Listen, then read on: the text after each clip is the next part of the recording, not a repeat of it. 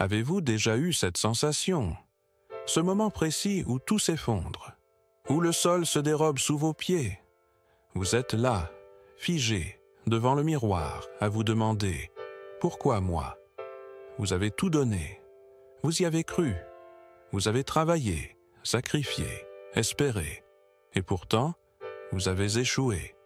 Le projet est tombé à l'eau, l'entreprise a fermé, le diplôme n'est pas obtenu, la relation s'est brisée, le rêve s'est effondré. Et vous, vous êtes resté là, seul avec vos cendres. Qui parle de cette douleur-là? Qui parle de ce vide qui vous ronge?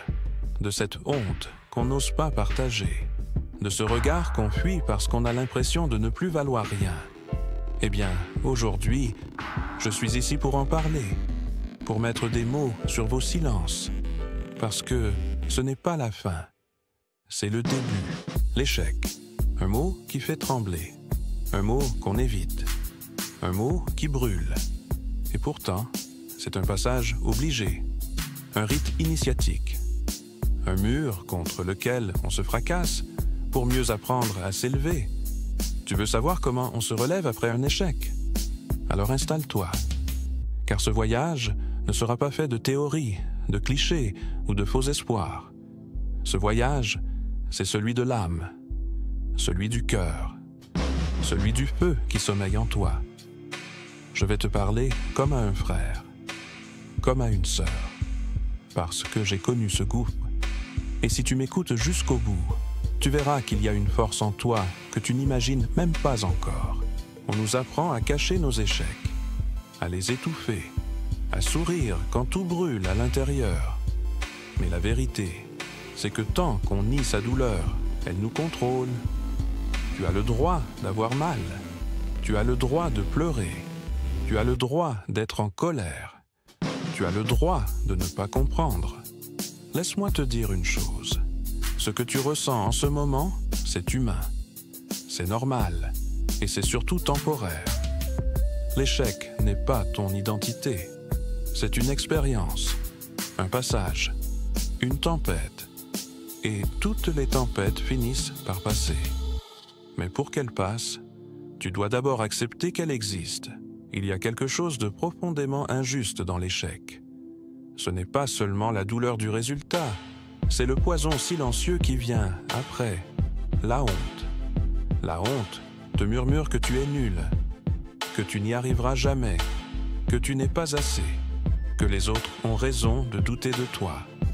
Elle te fait croire que tu es ton erreur. Elle t'enferme dans une cage invisible. Et tu sais quoi? Elle ment. Tu n'es pas ton échec. Tu es celui qui a osé. Tu es celui qui a tenté là où d'autres sont restés assis. Tu es celui qui s'est levé alors que d'autres se sont tus. Tu es celui qui a pris le risque de tomber. Et ça, c'est une force incroyable.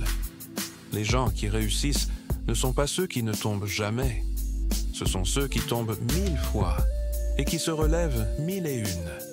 Et laisse-moi te dire un secret.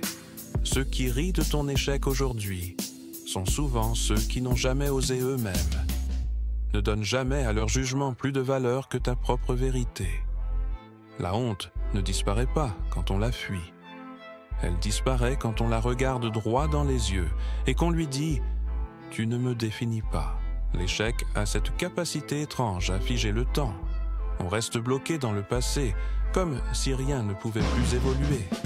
Mais voici la vérité. L'histoire n'est pas finie. Ce n'est pas un point final.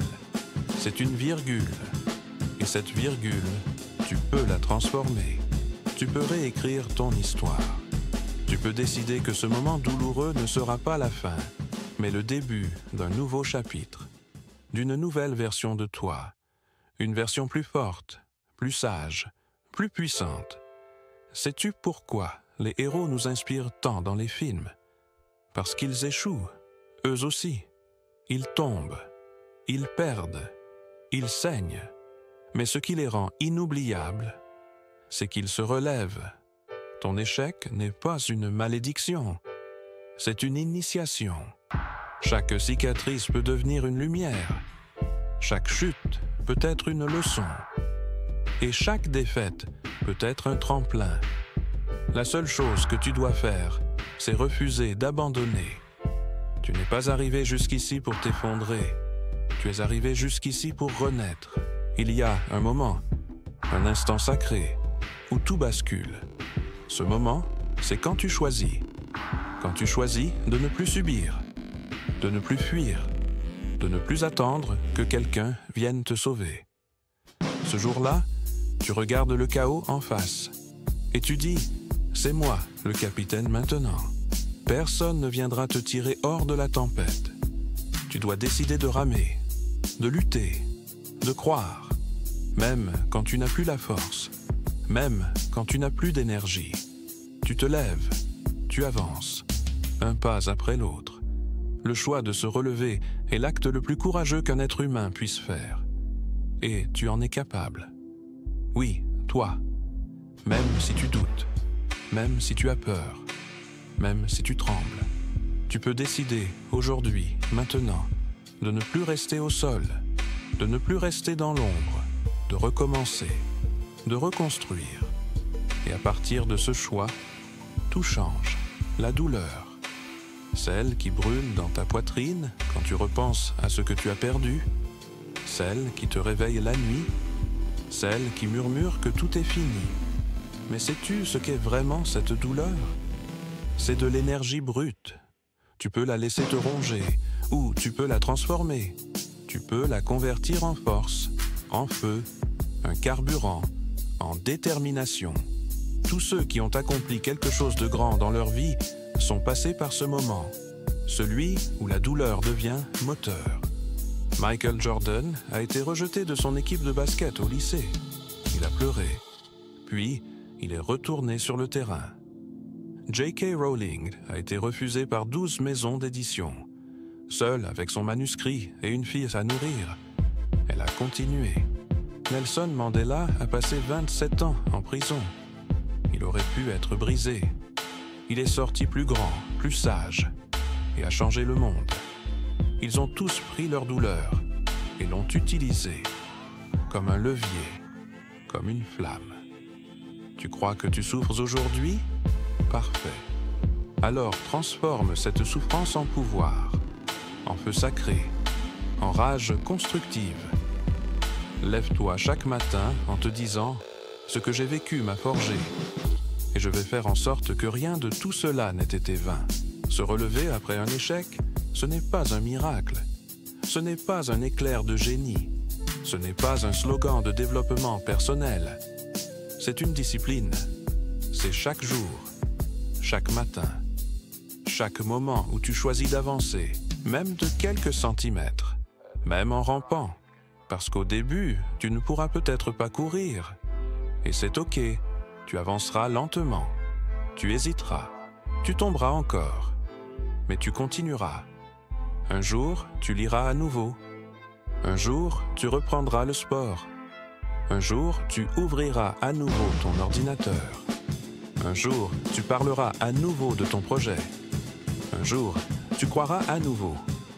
Et un autre jour, sans t'en rendre compte, tu seras déjà loin. La reconstruction ne se fait pas en une fois. Elle se fait par une série de petites victoires invisibles. La rigueur, l'habitude, le courage de faire, encore et encore, même quand personne ne regarde. Alors commence aujourd'hui, commence petit, mais commence. Et chaque jour, reviens. Reviens à toi, reviens à ta vision, reviens à ta lumière.